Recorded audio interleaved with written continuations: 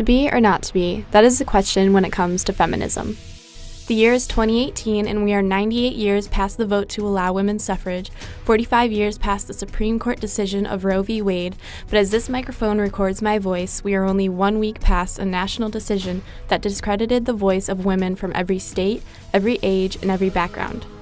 Dr. Christine Blasey Ford testified for Our Nation, a warning to the character who is now Supreme Court Justice Brett Kavanaugh. A compelling testimony of sexual assault allegations against Kavanaugh and the Senate vote to appoint him as justice brought to light the ideas of toxic masculinity, gender expectations, and the need for feminism in our current age. In this video, we will interview, compile, and compare opinions about feminism, masculinity, and gender norms from our peers to form an idea of climate surrounding these terms at our university and beyond.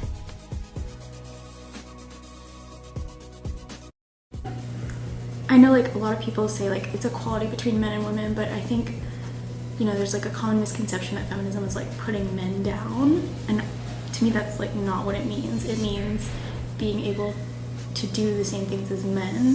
For me, feminism is the political, social, and economic equality of the sexes. It has more to do with just making sure women are having equal pay and things like that, but also making sure that men can be able to properly express emotions and be able to actually have anger management and get rid of a lot of this violence that we see based on toxic masculinity.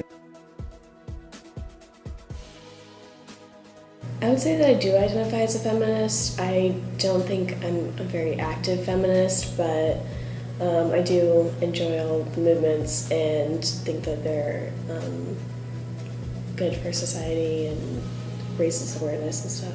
I definitely identify as a feminist. There are definitely a lot of different factions nowadays, but I feel at the core, if you believe that men and women are equal, then you are a feminist.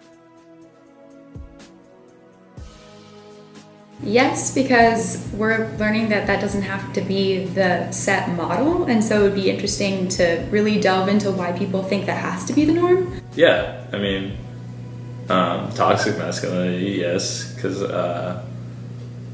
definitely could learn from that. A lot of guys could, because I guess in male society, it's also pressured onto you to be masculine. So that'd be good to look into. I would say that it's a pretty rough time for men in America. There's just scandals coming out all over the place and putting a very negative light on all men everywhere, and even though not all men are bad, that's pretty much how we tend to see them now. No, I think it's a great time to be a man in America. I think men who are decent human beings don't have anything to be afraid of. I would say we just need to analyze what we think of as a good person and realize that masculine or feminine, there are different ways to be a good person. It really starts with the individual, and because from there you impact everybody around you, so it's the best place to start, I think, was just with education. During our interviews, we observed some consistent tendencies regarding feelings towards feminism and masculinity on our campus.